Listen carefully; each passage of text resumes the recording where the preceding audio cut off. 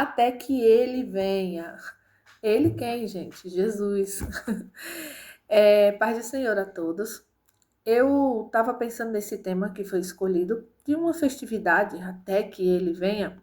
Eu achei muito interessante sobre a pergunta que a preletora fez, como nós, né, iremos nos comportar até que ele venha.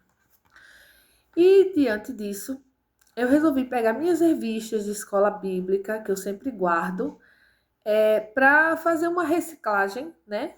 E começar a trazer esses estudos para nós, tá bom? Para nós, porque eu preciso estar aonde Deus quer que eu esteja até que Ele venha. E como nós não podemos ser egoístas e ficar só para nós aquilo que Deus nos dá, nós temos que distribuir, não é assim? Então, hoje vamos começar pelo culto, a beleza do culto, né? E aí nós vamos lá desde o princípio. Eu achei aqui uma revista de escola bíblica que foi do ano de 2018, que fala sobre o culto levítico e fala sobre hoje, né? Aí eu vou ler alguns trechos para vocês e vamos comentando. Diz o seguinte, razão do livro, o porquê, né, da existência do livro de Levítico, para que serve, qual a finalidade. Ele diz assim, o livro foi escrito tendo em vista esses objetivos, purificar Israel das abominações do Egito, preservá-lo das iniquidades de Canaã e transformá-lo num povo santo, obreiro e adorador. Às vezes nós ficamos nos questionando sobre as leis, né? Por que são necessárias as leis? Então, as leis são necessárias por causa das transgressões. Quanto mais se transgride, mais é necessário que haja lei. Se nós formos analisar lá desde o princípio, né, cada um fazia conforme aquilo que sentia no seu coração. Por exemplo, nessa lição aqui, nós temos os cultos oferecidos ao longo do tempo, como que eles eram. Na era patriarcal, o primeiro grande patriarca a prestar culto a Deus foi Noé. Tá em Gênesis 8:20. Vamos ler? Diz assim, ó. E edificou Noé um altar ao Senhor e tomou de todo o animal limpo e toda a ave limpa e ofereceu holocausto sobre o altar. Naquela época, não era comum, né? Tinha o templo, o tabernáculo, ainda não tinha isso. Então, as pessoas, elas prestavam o seu culto a Deus. E o que é o culto? Vamos entender o que é culto. Culto é a homenagem que você presta ao que você considera sagrado, tá certo? Então, se você considera Deus um ser sagrado, divino, então você presta homenagem a ele, e isso é um culto. Agora, como é que nós estamos prestando essa homenagem? Como é que nós estamos prestando esse culto a Deus? E é tudo isso que eu quero trazer para nós.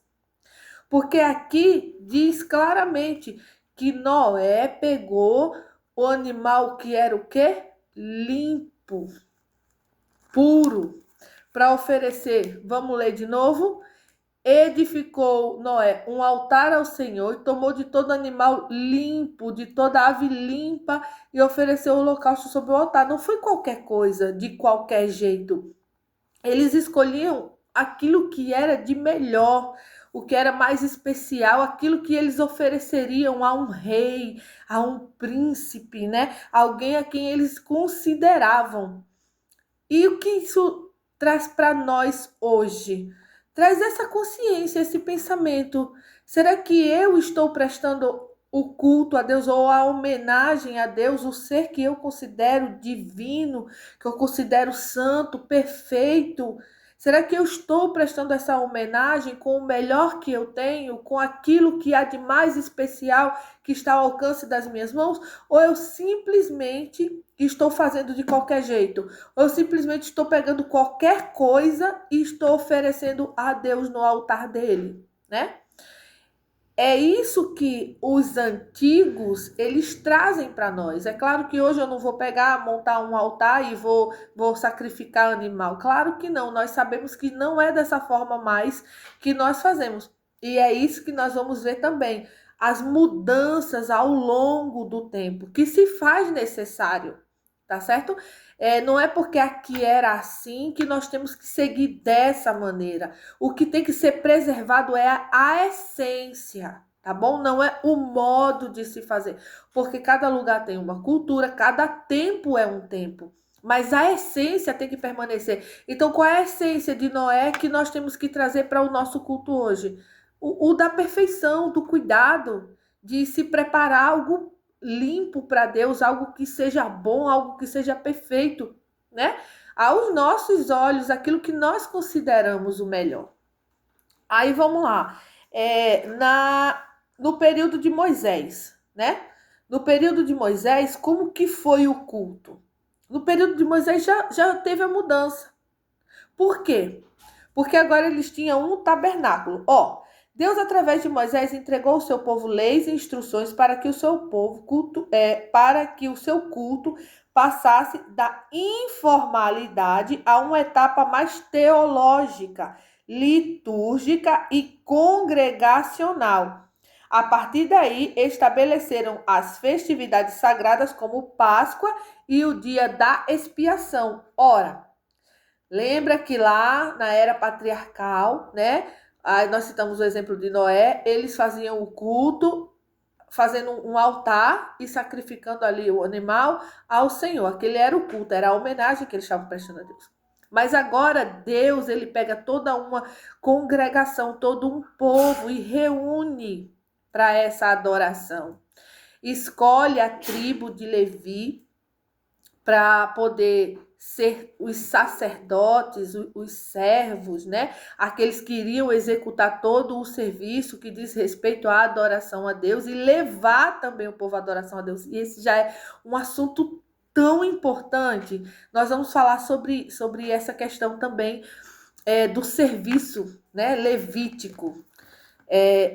Depois em um outro vídeo, tá certo? Agora nós vamos falar sobre o tipo de culto oferecido ao longo do tempo. Aí no próximo vídeo nós vamos falar sobre o serviço dos levitas, tá bom? Então, aí agora Deus, ele manda Moisés, né, preparar tudo para ter um tabernáculo, para ter regras e leis e normas. Por quê? Porque aquele povo estava saindo de uma nação que tinha deuses, muitos deuses. E eles tinham suas liturgias, eles tinham as suas leis. E agora se fazia necessário que o povo de Deus soubesse essa diferença do que é a lei de Deus, do que é o culto a Deus e o culto a deuses pagãos, né?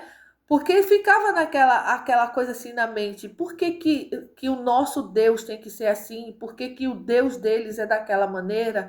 Eles chegaram a construir, né, aquele bezerro de ouro ali e começaram a adorar porque eles cresceram naquele meio.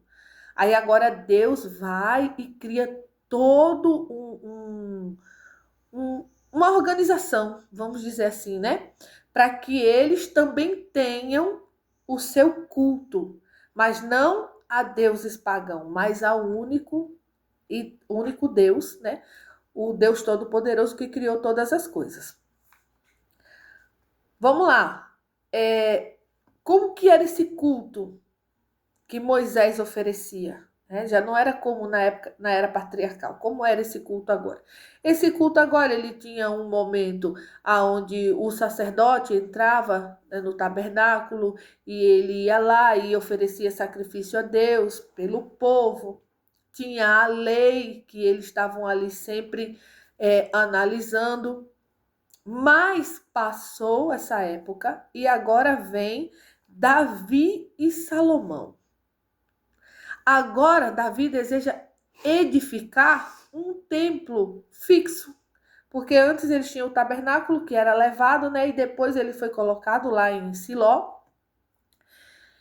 E agora Davi queria construir um templo que fosse de tijolos, de madeira, e tivesse colunas, sabe? Porque ele pensou, eu tenho um palácio. Na cabeça dele, ele imaginava que construir um palácio para Deus que fosse melhor que o que ele tinha era a melhor maneira, né?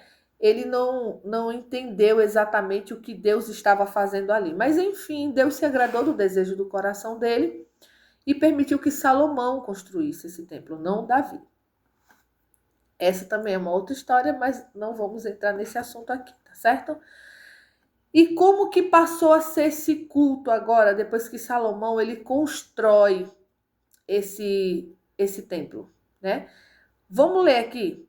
Até a ascensão de Davi como rei de Israel, a música não era utilizada no culto divino. O cântico de Miriam e o de Débora constituíam manifestações espontâneas que precederam a inserção da música na liturgia do Santo Templo. Mas com o rei Davi, que também era profeta, salmista e músico, a celebração oficial ao Senhor foi enriquecida com a formação de coros e instrumentos musicais. Buscando sempre a excelência do culto divino, o rei Davi inventou e fabricou diversos instrumentos musicais. Você está vendo aqui? Que ao longo do tempo, o modo que eles começaram a prestar homenagem a Deus ou o culto foi mudando. E isso também não é diferente nos nossos dias. Nós temos sim que mudar. Por quê? Porque o tempo vai avançando, as mentes vão ficando com outros pensamentos, nós vamos tendo outros recursos. Não é mudar a essência, repetindo novamente, não é mudar a essência. Olha o que diz aqui. Buscando sempre a excelência do culto divino, o rei Davi inventou e fabricou diversos instrumentos de música.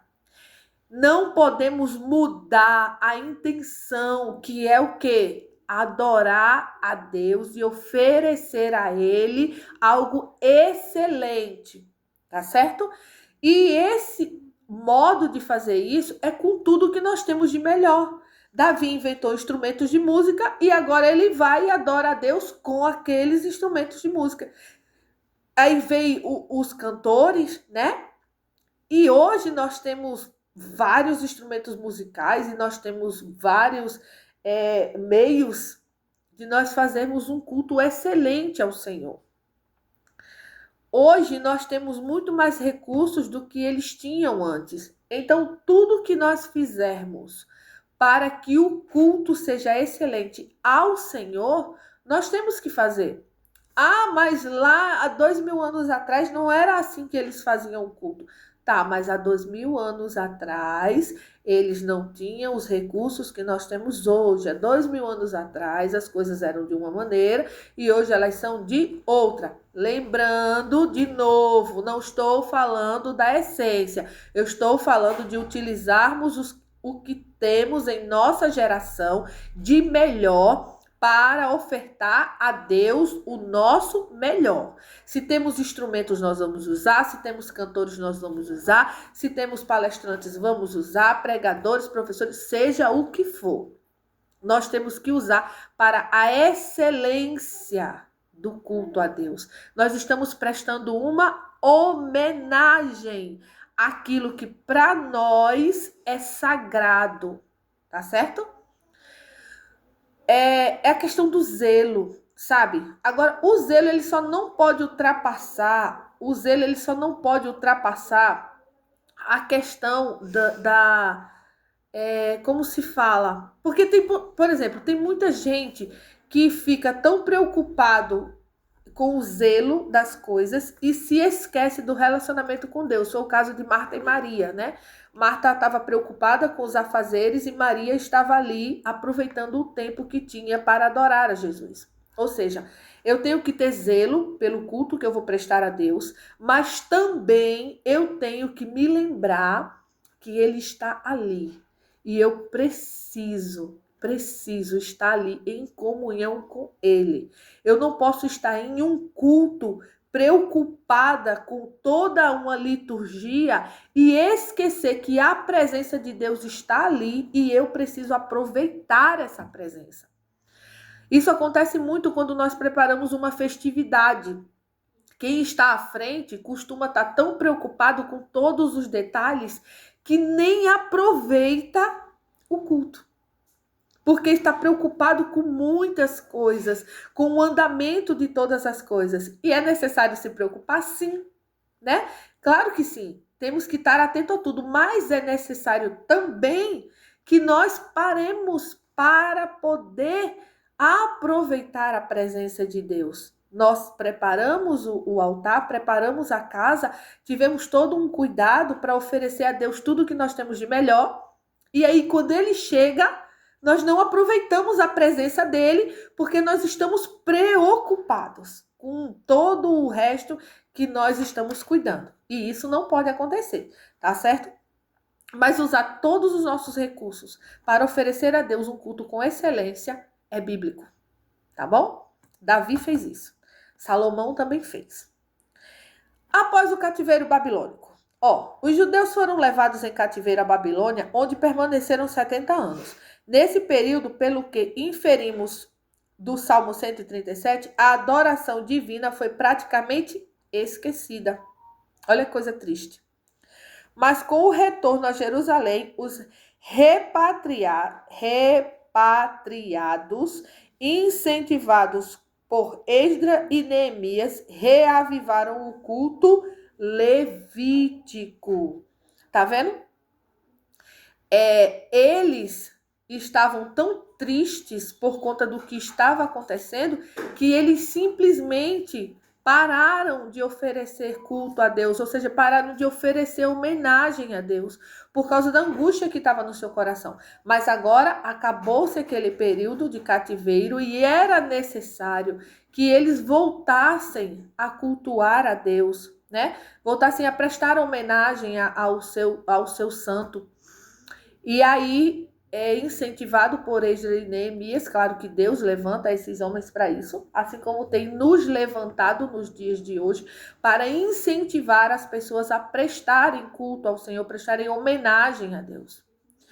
Então, eles voltam, né, a ter ânimo e começam a adorar ao Senhor.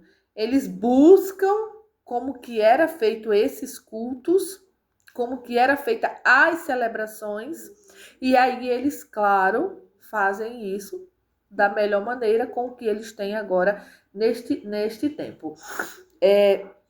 O que nós trazemos lá de trás e o que nós deixamos lá atrás. O que eu tenho que pegar de Noé e de Abraão e de Isaac, de Salomão, de Davi, de Moisés, o que eu tenho que trazer deles para os dias de hoje? Vamos lá. Os elementos dos cultos que eles ofereciam. O sacrifício.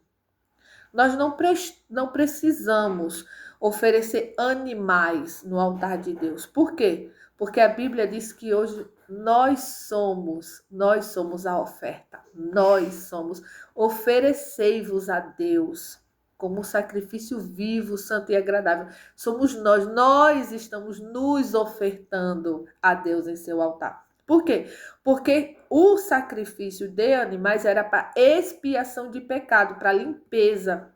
Mas isso já foi feito por nós lá na cruz do Calvário, quando Jesus se entregou por nós, derramou o seu sangue. Então, ele já fez essa limpeza em nós. Então, hoje somos limpos pela palavra, ou seja, somos limpos por Jesus.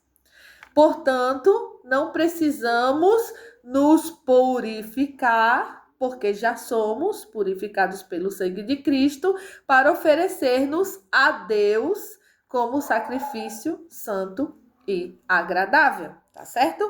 Então, o sacrifício que nós oferecemos a Deus hoje é a nossa vida, tá bom? Vamos lá.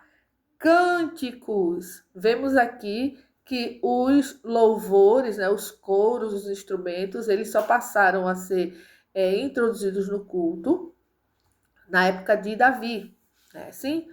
porque ele fabricou instrumentos para que fossem feitos dessa maneira. Hoje nós já temos tudo isso ao nosso dispor. Ó, aqui diz o seguinte, que como é que eles faziam esse aqui? Ó, ele diz assim, da forma sem igual, o rei Salomão e todo Israel demonstraram sua ação de graças ao Deus de Abraão, Isaque e Jacó, fazendo o quê? Sacrificando os animais e colocando a arca de Deus ali, que simbolizava o quê, né? A presença. Então, quando nós vamos dar início ao nosso culto, também é da mesma maneira.